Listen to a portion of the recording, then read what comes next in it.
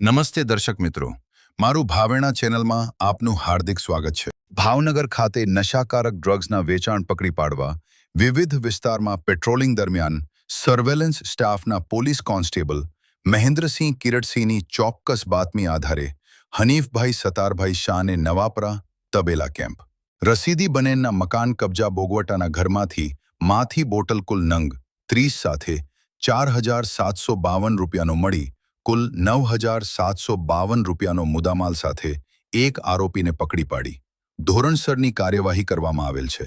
અહેવાલ હર્ષભાઈ રાવલ, ભાવનગર.